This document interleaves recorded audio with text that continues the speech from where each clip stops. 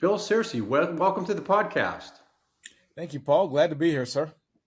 And where are you coming from these days? I am located in Fredericksburg, Virginia, where, if you look at the weather nowadays, it looks like we're on the frozen tundra, but usually it's much better. It's usually much better. I think it can be said, like rings in a tree, they'll be able to track when we had this podcast by the famous winter that snowed us all in. Exactly. But you're originally from the South. You were from Birmingham, Alabama. That's exactly right. That's why I'm not really enjoying this. Although I will say it was kind of funny. I learned how to ski while I was at school. So, Oh, you did, I and did. I did as well. So that's good. We'll get into that a little bit. So, talk a Okay. little bit about why West Point. What was it that attracted your attention to it back in the day? Wow. That's you started off with a really good question, really deep and insightful. In all honesty, it was a matter of I had decided while I was in high school that I would go into the Army because I just wanted to do something. That was an easy way to get out of Birmingham, and it's Yeah. good to be from Birmingham, by the way. So that was the first step, and then it was probably an evolution. I did pretty good in high school. I joined JROTC mainly because I knew that would get me an extra grade when I enlisted in the Army. The ROTC instructor mentioned to me that, gee, if you concentrate a little bit better, you can probably get an ROTC scholarship. Yeah. So I started working towards that. And then after about a year, he said, you actually could qualify for West Point, which I kind of laughed at. I thought, yeah, right. And so here I am. This was a high school ROTC instructor that kind of mentored you toward it then. That's right. That's great. That worked out well then. Yep. And Very. what did but you went through the ROTC program, so you had a little bit of preparation in terms Yeah. of how to wear a uniform and these types of things, right? Or so I thought until our day. And in high school, were you an academic? Were you an athlete? What was it that you specialized in to round out your application? Boy, I was the captain of the rifle team, so I did that. Uh, but you know that thing about the whole cadet, a jack of all trades and a master Yeah. of none. That was me. I Okay. wasn't an academic stud. I wasn't an athletic stud. I just had a little bit of everything. That worked out then. Excellent. And what was it? So going back to our day? How was that?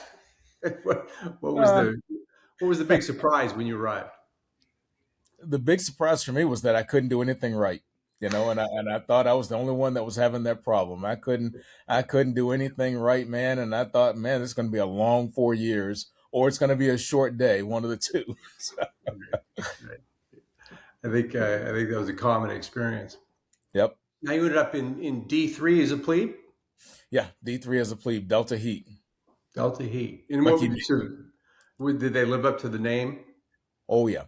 Apparently, I got a little bit of background on D3. Apparently, D3 had been sort of lax the year before, and they got together, the company, and decided that they were going to change things a lot Yeah. for their plebes. And lucky me, my class was the one that got a chance to experience Delta Heat. Prior to that, I think last year, the year before, they were called Delta House, Got and they it. treated it Yeah. like that, like a frat. And they decided they were going to do better, and they did better. I can tell you Our that. class got the new and improved Delta 3. Exactly. Exactly. Who were some of the characters with you over that company? Let's see. That was old John Green was a classmate. Uh, Tom Sawyer was my roommate in Beast. I don't think we were in D3 together though, but I Yeah. remember Tom Sawyer quite well. And Yeah. I gotta digress just a little bit. Sure. I got to my Beast room first, and they had us pretty much in alphabetical order. And I see T Sawyer, and I stood there and looked at that and went, "Oh my God, no!" And This can't be right. there's no way that his parents named him Tom. And he finally showed up, and I was like, "So what's your name?" Tom. I'm like, "Oh God." And so, Couldn't they have named you Ted?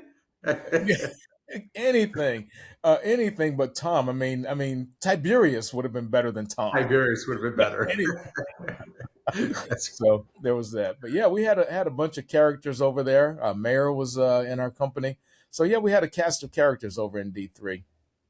yeah, and generally I was also in a company that prided itself on its its backbone, basically. And so, but it tended to create a closer group amongst us as we went through it, right?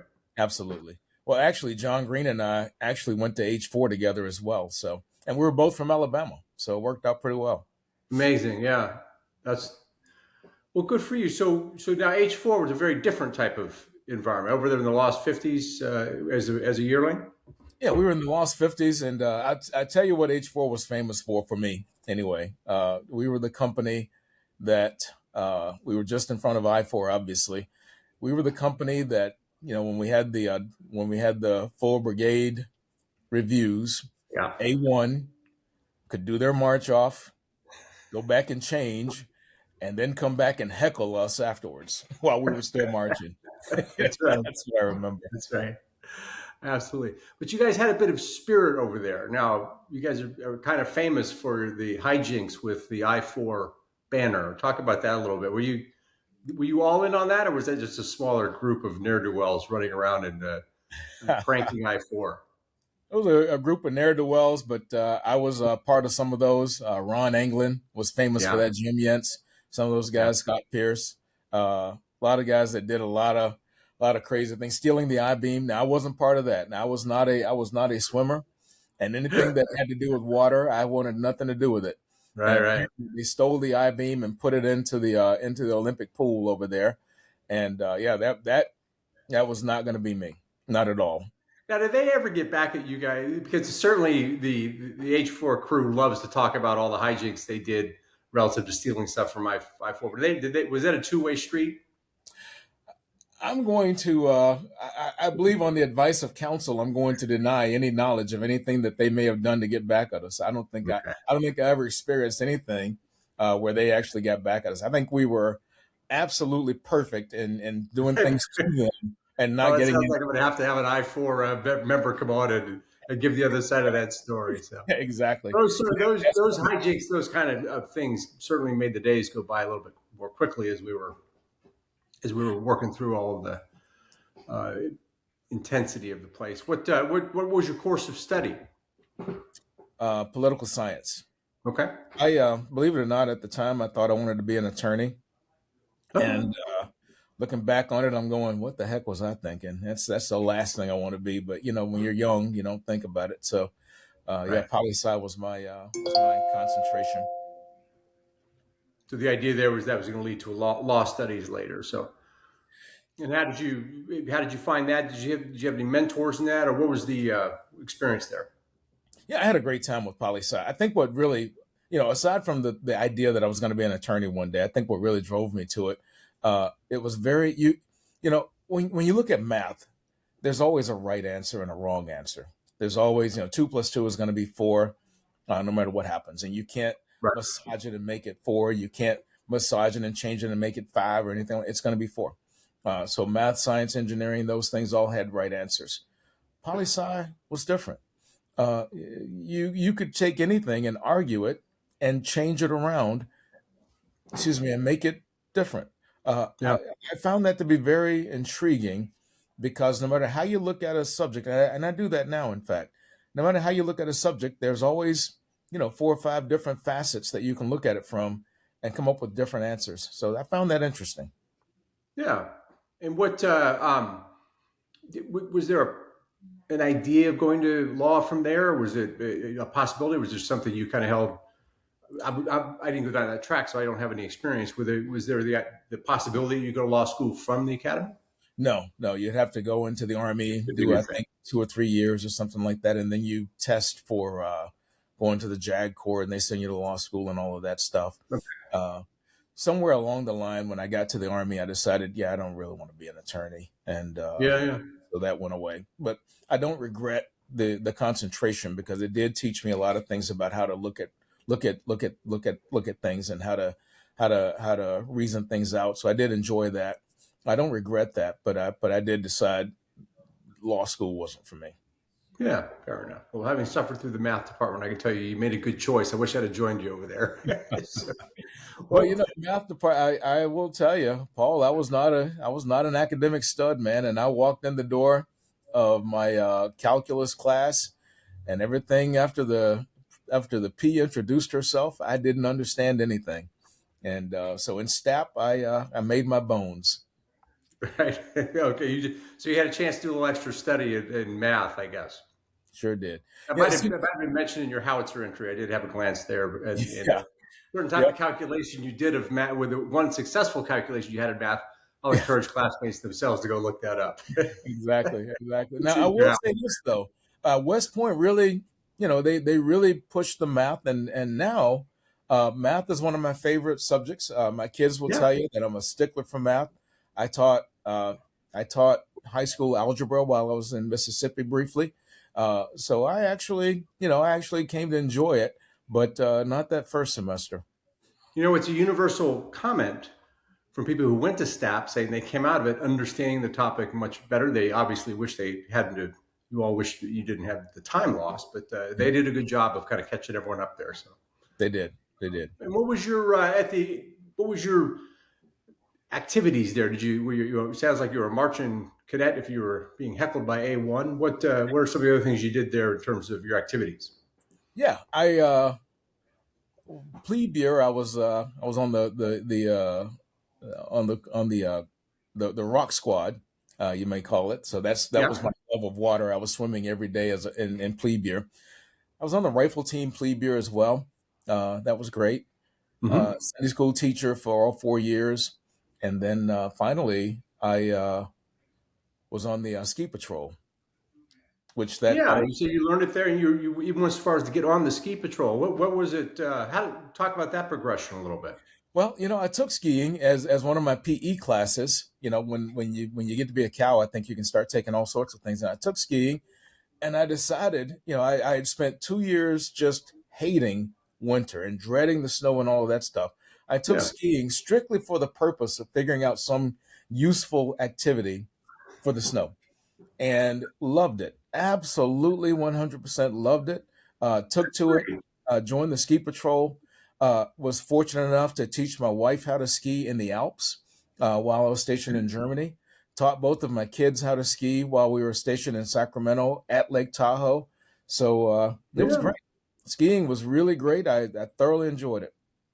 What a great transformation, though. You just said, I'm going to make something fun for winter, and here you go. And it paid Yep, off in the long run. Good for you. exactly. Now, I also saw you went artillery. Talk about your decision making there, and what was the thinking? No, there was no decision making there. I got branched artillery. Okay, well, there you go. But the It academy, simplified the problem. exactly. The academy Think decided. about all those nights you didn't have to worry about it. Exactly. Exactly. The academy decided, hey, buddy, the army decided you're going artillery, and that's what I did. Although I Yeah. will say, I'm not sure I would have picked anything different. Uh, I, Mhm. I liked being an artillery officer. It gave you a chance to experience everything. I was attached to an infantry unit at one point, so I Yeah. could play grunt for a while. I was attached to an armor unit for a while. And for a while, I was a direct support to the 11th ACR, so I got to play Cav for a while as well. So it was Oh good. wow. Okay. And where was your first assignment? Talk through after graduation. Where you headed? Yeah, Fort Sill, obviously, and then off to Germany. And that Yeah. was what I was saying. I was in the division artillery over in Germany, and they Okay. decided that a good idea would be to have artillery being direct support to the 11th ACR. Now, that sounds cool, and it was cool, but I'm just as glad as anything that we never had a chance to try that out for real, so to speak, Yeah. uh, Yeah. because they moved a lot faster than we did. I was on an 8-inch artillery piece, and if anybody knows anything about 8-inch artillery, it's slow. Uh, it just it never failed. Whenever we did exercises, we always ended up in front of the cav, which, if you know anything about artillery, that's a bad place to be. Right. It That's means something the has gone. wrong end of it. Yeah, yeah, no, The bad guys are coming. You want to be behind the cab at least. exactly. Something has gone horribly wrong when the 8-inch So why would artillery. that happen? What would happen that you would end up in front of the cab? They would just jump backward really quickly, and you guys were still trying to get going. They're moving much quicker than we are, and it took us. It would take us a good 40 minutes just to get in position to fire because Yeah. of just the nature of the artillery pieces. And again, you're talking about 1950s artillery pieces, Yeah. and they're not moving fast. These guys are driving M1s and Bradleys, so they're flying along, and we're just kind of creeping along and everything. And next thing you know, man, we're looking up, and here come the enemy tanks, and let's try to see if we can do a direct fire on them or see what we can do, because that was all there was to it. Yeah, that would have been eerie. So what was Yeah. I guess, what was the after action review or what report or what was the takeaway on that? Certainly someone had to say, hey, this didn't work out right. Well, as a platoon leader, my after action review was, why are we in front again? This happened, and Right. Paul, I know why they did it. There was a good reason for them to strategically for them to put us up that far Yeah. to the front, and there was a good reason for it. I just don't think it was good because I was the guy up there. It's a good idea for somebody else. Right. Good gravy. And that was when and then you mentioned you worked around with the infantry and in our armor unit. Was that later on, or did you do that in Germany as well? Yeah, no, that was later on. So I enjoyed Germany. Germany was great. I was on a straight artillery unit, and like I said, Okay. we later became direct support to the 11th ACR. Later Yeah. on, I got transferred over to my second assignment. I moved over to Fort Polk, Louisiana, which is just a great place, by the way. I can just tell you. Can you see the sarcasm dripping? Yeah, I've heard from others how much they enjoyed their time at oh Fort yeah, Polk. Fort Polk was just wonderful. You know, Wonderful. went there, and there I was direct support to one of the brigades, one of the maneuver brigades, and I was the fire support officer. So I got a chance to really be down in the dirt with the grunts for a while. I moved over to the second of the 70th, if I'm not mistaken, and that was an armor battalion, Uh-huh. and you go to several NTC rotations with them. So that was a good time. I had fun there, being up close to them, and really got a chance to understand armor tactics much better than I did in Germany. In Yeah. Germany, armor tactics were they're going to end up behind us, and that's just all there's to it. Uh, Watching an actual armor battalion actually operate was a lot different and a lot more fun. I really enjoyed that assignment, and it was good. And then being able to distribute my fire support teams out to the various companies, Mhm. and really help the lieutenants grow a little bit more in what they were attempting to do. That was fun. Good time. Now, did you go to the advanced course in between, or was that Yeah. part of your? Okay, so because you Went spent 9 years in, if I looked at your, did I get that right? So you spent more No, than five. I spent more than 5. I believe it was 7, if I'm not mistaken. 7. 7 years. Sorry. Okay, yeah. I saw that just the dates was you spent a little bit more time than the five. Yeah. And then at kind of 6.5, 7 years, what was happening that inspired you to make the move? Get out. You know, there was a lot going on. Mm-hmm. I was selected for battery command early, so that was good. Things were going well as far as my Yeah. Army career went. But Paul, I think I had lost that loving feeling for the Army. Quite frankly, Uh-huh. you know, the I was at Fort Polk, Louisiana, and I just absolutely hated it. And I thought to myself Yeah. a few things. I thought, well, gee, this is my second assignment. Boy, how lucky am I? And if this kind of luck holds up, God only knows where I'm going next. That was the first thing. Yeah. Yeah. The second thing that happened, if you remember right, our class was being encouraged to leave. We were having the Mm-hmm. drawdown, and our class was really under some pressure to leave. Yeah. And then I think the final straw that broke the camel's back was I think I mentioned I got picked for command a little early. Uh-huh. And the branch called up and said, "Well, you're at about a year in command. We're going to give you another few months, maybe 6, but then you're ahead of your class, and we need somewhere to stash you for about a year." A year. What's a good year assignment? Oh, I know, Korea, I unaccompanied. saw that coming. And exactly. The And threat of going to Korea ended quite a few classmates' time in the army. so, yep. And then yeah. the other thing that happened is right at that very moment. I mean, it was planned. Right at that very moment, right as I think it was probably that weekend that I finished talking to these guys about that the FBI came on post recruiting, And Yeah, I went over to their little table because they were looking for, transitioning officers. And at the time, I wasn't a transitioning officer. I was still, just trying to sure. figure out what I was going to do. But I went over to their table and talked to them, and they started explaining their process. They explained to me how I could buy my time back. Um, and I really liked what they had to say. I really liked the whole genre. So I decided that even though I'm in command and it's going to cause a big stink when I say that I'm going to resign, I decided I was going to Yeah. resign at that point.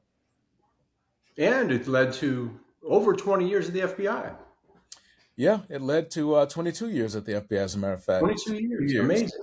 Yeah. So, what was your first? Certainly, where were you at in your?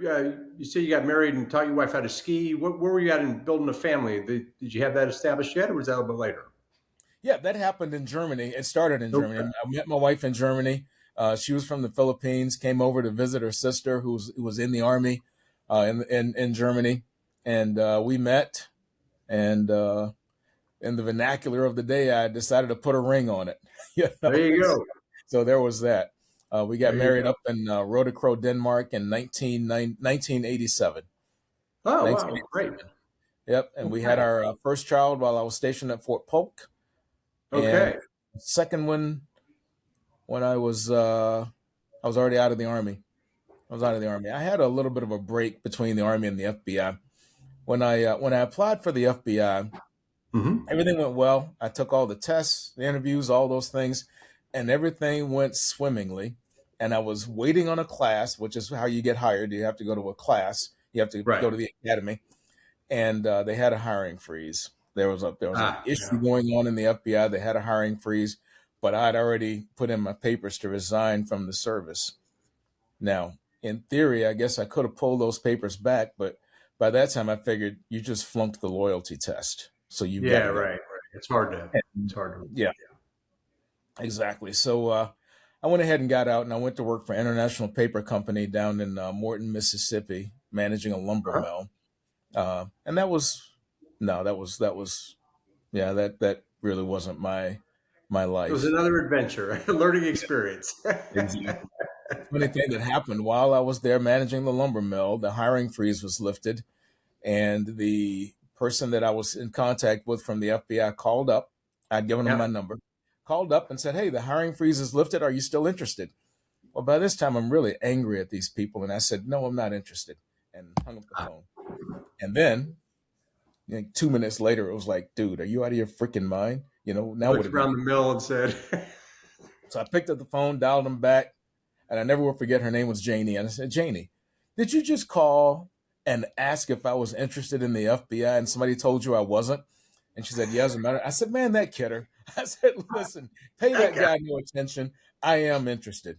Uh, so I and it was pretty good. They once they Yeah. started, they really jumped on things. It was in November that I started the process, and I was at the academy in March. Oh, there you go. Usually it Okay. takes about a year. So And we have quite a few classmates who went to the FBI, we all do. with different experiences, of course. Was Yep. there what was your experience in terms of you went to the academy and then how did they route you out of that? How did that work? Yeah, so I went to the academy, and by the way, you're right. Jerry Mhm. Schwartz and I graduated like one and two together. Dave Britton was in my company in H4 with me, and he went to the FBS. So quite a few of us did. Jim Uh, DiOrio, famously, John exactly. Breshner, a lot of our Yep. classmates went that Yep. way. Sure Yep. did. Jimmy D. Yep. Exactly. So graduated from the academy, and they sent me out to Sacramento, California. That was another big challenge because I really didn't want to go to California. It was like the Okay. last place I wanted to go, but that's where I got sent. And Paul, it's like so many other things. You do what you don't want to do, and then you can look back on it and you're like, "Oh, thank goodness that happened." I Yeah. did not want to go to Sacramento, but it was the absolute best thing that could have happened because I went to a small office. The Sacramento field office is very small, Hmm. and it allowed me to work a lot of different offenses. It allowed me to work a lot of different things. I started off doing violent crimes, and then did white collar crimes, and then I became the cyber squad of all things, uh, Right. supervisor on What the year hall. was that? Cyber was very different back then. Well, it didn't exist. The Right. supervisor comes down the hall and asks if anybody knows anything about computers. And, I knew a little bit about them. I'd taken computer science back at school. And I said, I know a little bit. And he goes, all right, congratulations. You're now the computer crime squad is what they called it. Really? So that was that. That was back when people were making the noises into the phone to get to get access to networks. Those were the good old days of cybercrime. Exactly. Well, it was back before cyber was actually a crime. Yeah. The, Oh, is that right? the statutes hadn't even been written. The way I was prosecuting people for cyber crimes was because it went over the telephone wires and we were getting them for wire fraud. Oh, that's interesting. Right. Yeah. The Because you statutes, were you were obviously constrained to what the statute said. Yeah, as people were. Oh, we had to that's figure out how to get it done. And I remember I did the first cyber case that actually worked.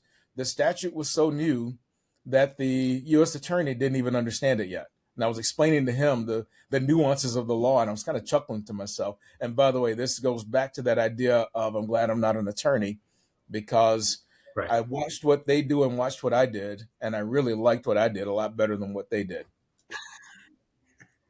So you So came out on the right side of that. absolutely, absolutely. So you had So a breadth of experience there in Sacramento that allowed you to that. Did you specialize after that? well, it was in Sacramento that my real specialty came out, and now this is another one of those things. As a goat, as a true, honest to goodness goat, they decided that I had the technical skills to become what they called a tech agent. Mm-hmm. Now, that was probably the best thing in the world. And that was where I go back to going to Sacramento was the best thing in the world, because I would not have become a tech agent had I gone anywhere else. And that one decision really made my entire career. And I'll Really? explain very briefly. Yeah. Tech agents are the guys that do telephone intercepts, those types of things, but they also do a lot of cyber type things, cyber collections and things like that. So I learned a lot of things about how networks work and how systems work and all those things. That led me, leaving Sacramento, I went to Dallas, where I was the lead tech agent for a brief time, and then from there up to Quantico, where I was in charge of the counter encryption unit. And Really? Look at that. counter encryption unit, and then from there, I was the SES responsible for the data acquisition and intercept section, where we gathered all the information and did things with it, and then from there, I became an SES 2 in charge of the FBI's IT infrastructure division. So, and all of that There you happened go. because of Sacramento. Amazing. Yep. Absolutely amazing. So you were worried about Sacramento, and it turned out being the launch pad for you. It did, and it really is one of it really changed my philosophy overall. I don't really get upset about things too much, because it's like, well, you know what, this may work out. We'll just have to They see. work out. Yep. Absolutely. And what was it about that lane of expertise that was interesting to you, other than you're obviously successful at it? At a time when it was changing so rapidly. I mean, we were seeing it from the civilian side, and just in terms of Yep. available technology. What was interesting about it for you? Paul. You hit the hammer on the head. It was the rapid changes that I really enjoyed. The fact that I was on the ground floor of this technology, the ground floor of this investigative process, Yeah. and I was literally inventing new investigative techniques on the fly. Wow. That was a lot of fun. Matter of fact, I single-handedly caused the deputy assistant director, I'm sorry, the deputy attorney general, to write a memo directing how we would conduct investigations, because I did something that was perfectly legal, Yeah. just wasn't what we should have done. It was legal. Everything was perfectly legal. It's just that I'll give you a little bit more detail. I used a Sure. classified collection process on a criminal investigation. There was nothing that said we couldn't do that, and I did it. And what that did was that led to probably a year of litigation trying to protect the process that we used to keep it out of court. Ah, We right. won the case eventually, but Right. the deputy attorney general put out a memo that said that if you want to do something classified on a criminal case, you need his permission directly. And Yeah. so I kind of chuckled a little bit and said, "Hey, now that I know, but I didn't know at the time. So what do you want?" Yeah, That was your odd version of 15 minutes. yeah, 15 minutes of fame, right? exactly, exactly. It Now, was fun. did you? They're famously people talk about young people having to get involved because they have innovative thinking about it. Did you have to create mixed teams to get new thinking in there to keep ahead of things? I mean, I have to imagine somehow you had to get fresh ideas from somewhere, right? Yeah, matter of fact, we Somewhere. right after 9/11, if you remember 9/11, one of the issues we had was uh, we really got caught a little bit flat-footed. Sure. We didn't have a good idea of how the uh, the opposition was communicating. There was a lot of things there, and so we did hire a lot of people, a lot of young people that had a lot of great ideas, Hmm. and we hired people, quite frankly, Paul, that did things or thought of things that would just blow you away. I mean, every day I was amazed at how smart these guys were, and just thrilled at the privilege that I had to be the leader of that group and to help them bring their ideas to pass. Um, and then toward the end of my career, one of the things that I'm absolutely most proud of, we developed a process for the FBI whereby agents could operate on unclassified laptops but access our secret network securely. Hmm. Absolutely fantastic. It changed the whole process for how we worked. Um, Hired some really smart young engineers that could figure Yeah, these things out for us. I had the vision of, gee, it'd really be great if we could do this. And they made it happen. And it's still being used by the FBI even today. that's And great. it's one of the things that I'm absolutely most proud of. That's the stuff that never makes it in the movies, but really that's the force multiplier, right? Being able to have your network accessible by a broader group, et cetera. That's the kind of stuff Exactly. a lot of us worked on. it's, Exactly. Exactly. it's It terrific. was a good time. I thoroughly enjoyed my career. When it was Yeah. time to leave, the FBI has a policy that you have to leave by 57. And I Okay. decided earlier in my career, I had the misfortune of watching a good friend of mine who hit 57 and extended for one time around. And they'll sometimes extend you once, but Right. they're not going to do it too often. And I was there when he got walked out of the building, and I Uh, decided, no, that's never going to be me. I'll By the walk on my own steam. Yeah. by the time I hit, You're still working in technology. If I read your talk about you take another round with the technology company. I just looked at your LinkedIn. yeah, Talk yeah, about yeah, I work for Microsoft Corporation, so. yeah. Yep. And that, and I love that also. Microsoft recognizes the role that I'm in is called a digital advisor. I'm a Uh-huh. director of digital transformation is what it's called. And it works out. It is a great gig. Anytime there's a law enforcement nexus into anything that we're doing, I'm the point of contact. So Okay. that's great. I still interface with the FBI and other justice entities. Just finished working with some of the Office of the Inspector Generals, Yeah. Yeah. some of those. And so that's great. And I'm working now with some other government clients. I won't go into a lot of detail, but I'm Yeah. doing a lot of things with other government clients, and it's really worked out great. It's been an extension of my old life, and I really enjoy it. Yeah. What an amazing career you've had. Yeah. I mean, really, that's amazing. Although, except for the 1 year in the sawmill there, we'll set that one aside. But Oh my gosh. in all this technology work, did you ever send a note back up to the math department and say, "See, you guys got that one wrong"? I've never said anything to the math department because I'm always worried that they'll look back and see, wait a minute, he actually didn't pass this Yeah, they're class. going to unwind the whole thing. Exactly. Let's go back and get the diploma, get the degree, man, and he has to start over or something, man. I tell you So, what, there's always that recurring dream we all have. You're showing up once again and having them reach formation. So, exactly. just the two children. I always want to make sure we talk about the family a little bit. Just the two, your two children, Actually, or do you have some more?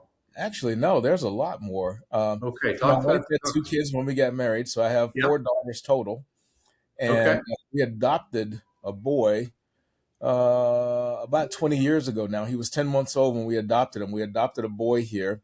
And so he's about, he'll be 21 this year. So Okay. it's total.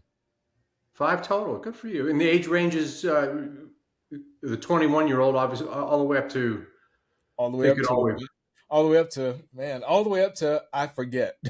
yeah, yeah, I forget how old the oldest one is. I think she's I think Sharon is 40 or yeah. she's Born in Germany when you were over there with that 8-inch group. So that, yeah. at that time. So there you go. Yeah. Goodness I gracious. think she's Yeah. about 40s, but yeah, I show my age because I don't remember all their ages. Matter of fact, my wife usually, I hope the kids aren't going to watch this, but my wife usually reminds, hey, send a note to your daughter. It's her Yeah, birthday. right. Well, And then I'm yes. like, which one? That's funny. So Oh, yeah, goodness. that's awful. And grandchildren yet? Any Oh yeah. grandchildren? I've got, Yeah. let's see, the oldest daughter has two and they're done. The next oldest daughter has two and they're done. The next older daughter has two and she advises that they're going to have a third, Okay. just not yet. That she's looking at a third, but not yet. And then the youngest daughter is the overachiever. She's got three, and she tells me that she's expecting in November. So no, I Well, you can't. can be forgiven for missing a birthday or two in that whole group. That's a Oh yeah, oh that's yeah. a lot going on. That's a lot, buddy. That's a lot. That's a lot. So That's yeah, good. yeah, she's got to be. It's got to be September, October that she's expecting. But anyway, yeah. So that's so she'll have four, and Yeah. none from the boy yet. Yeah. Well, he's got some air cover, I guess, with all that other activity going on. So Exactly, no, and no he's got a question. few more things he needs to do before I want to see grandkids from him. So That's absolutely right. Absolutely yep. right. What do you do with your free time? What do you do for fun other than keep track of birthdays? Boy, there's not a lot of that lately. Yeah. Between traveling to see each one of the kids, because the kids are all in different places, and so there's a lot of travel to go catch up with them all, Yeah. and so there's not a lot of time. I just finally I figured I'm 60 years old, 61 years old, and so it's time to learn to play golf. So I started taking up golf. So I try to get out to the course when it's not snowing, and There whack you go. that white ball around and see if I can find it again. Now, for folks at home, we had a bit of a break based on a technical issue on my end. In South Carolina, sometimes the internet goes offline, and so Bill was very kind to come back on and join us again. So that's why you see a slight change of venue. But now we have the saber behind him, so I'm very excited about it. We see your saber, which is tremendous. So we were just catching up on some of your activities that you were doing for fun. You have a lot of family connections. But is there anything else, any other interesting experience you'd love to share with the class? Yeah, it was interesting. I think it was interesting how right after all of the issues that we had back after 9/11, there was that question of our agencies being able to cooperate, and there was that issue, and it was because we all spoke different languages, we had different cultures, and etc. And quite frankly, we didn't understand each other. Now, I don't believe that was a major factor in 9/11, but I do appreciate what they did afterwards. Mm-hmm. In order to become an SES, we did what's called a hostage exchange. I was sent over to the agency. Someone from the agency was sent over to do my job. What a great experience! It really helped me to understand what these guys do. And as a matter of fact, I ran into a classmate. I won't say his name here. Very good friend of mine. We knew each other back all the way going back to Buckner, and I Yeah. don't remember whether or not he's still undercover or not. But ran into him. Just a fantastic experience. And it also caused me to spend a lot more time with some of our allied agencies overseas. Now, the reason I bring that up Mm-hmm. is because that was a very unique experience. It was something that was totally out of character, something I had no idea was going to happen. Had no idea that the FBI did these types of things, but it really worked out great. Had a great time, and I will say that later on it paid benefits. When it was time for me to call over there for support for something, Mm-hmm. it wasn't just calling this random agency, Right. calling this individual that I knew, and I knew that he and I, being classmates, would get things done, and vice versa. When he needed something, he didn't call the giant bureaucracy; he called me, and I knew Right. my way around inside the agency. So it was interesting how you go all the way back to something like Buckner, And I remember he and I met each other first day of Buckner, and you go forward and you go, wow, you know, All great things really do come from Buckner, right? I think That's terrific. I'm going to put that on my on one of my screenshots. All good things start at Buckner. It's amazing how many people that as we do these podcasts and reconnect, it is amazing how a lot of the connectivity is Buckner. That's because we didn't even go all to the same companies afterward, but we had a chance to connect with a lot of classmates in a closed environment. So, yep, exactly. Well, and not only a closed environment, but for the first time, we could actually socialize with each other. If you remember, right. when we were plebes, you could run across people, but you really couldn't talk to them. Yep. At Buckner, you were free. You could actually talk to folks. I think that was the first time you really got to know people outside of your little bubble inside your plebe company. Right. And years later, it paid off in the war on terror as the Buckner connection made it work. That's terrific. Exactly. That's fantastic. Bill, thanks so much for coming on and spending time with us. It was a real pleasure hearing from you. Apologies to you for the technical issues and to our audience, but I think everybody understands that these things happen.